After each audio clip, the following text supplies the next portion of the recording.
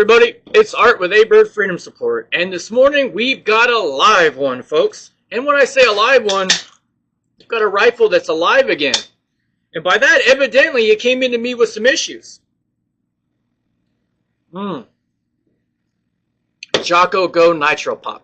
Get out and get some and give it a try. Anyhow, enough of that. So this AR-10 came to me. You know what? Let's not forego safety, because nothing is cooler than being safe, because if you're safe, nothing happens.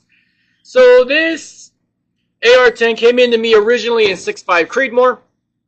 If you recognize the rifle, recognize who built it, please do not go in the comments and go in there and start bashing or putting up company names or any of that. But this rifle originally started out when it came to me in 6.5 Creedmoor. From the day it was purchased, it would never cycle. So, of course, starting with the AR-10, starting immediately, tore it down, gave it a good cleaning, took it out, tried to shoot it. It was extremely massively overgassed and would not cycle. So I started at the gas block, worked my way back. Come to find out, I had an M16 or an AR-15 or a 5.56 rifle length gas tube, which, as we all know, is rated about .322 short. So it was exhausting tons of gas into the gas key all over in the upper receiver.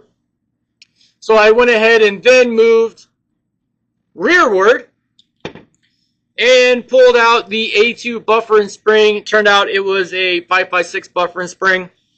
Okay, so now we're tracking down our issues. But when I went to pull the bolts apart, check it out, everything looked okay, except for it had popped the primer on the 6.5 Creedmoor round that it did fire. Alright, so we're definitely overgassed. So, I'm going to try to shorten this up just a little bit. I don't know how much of what I actually did I could get away with showing on YouTube, so I'm going to try to walk through it and make sense out of it.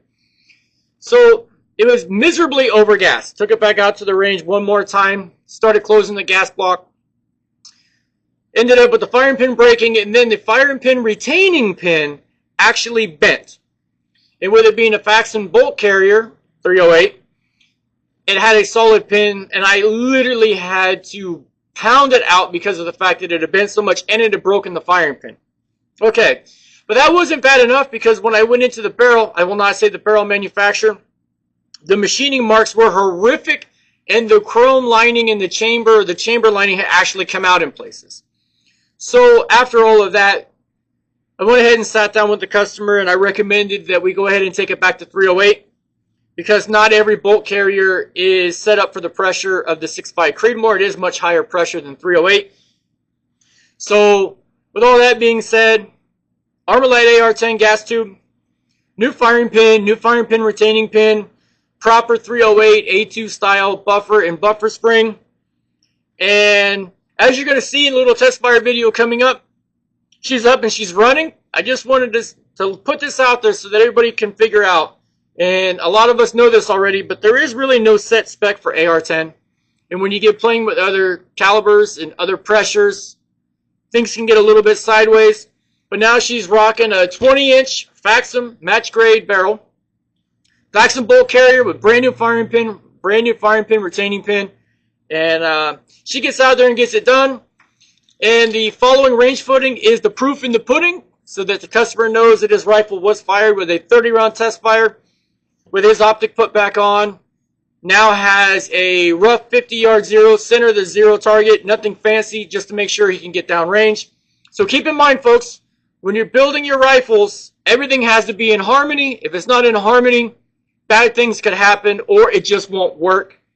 Everybody stay safe. Like, comment, subscribe if you want to see more stuff like this as repairs come out. I'll share more of the test fires and a little bit of what goes on with it. I just don't want to get any strikes for showing how to build a rifle. Enjoy the range footage. We'll see you again next time. Be safe.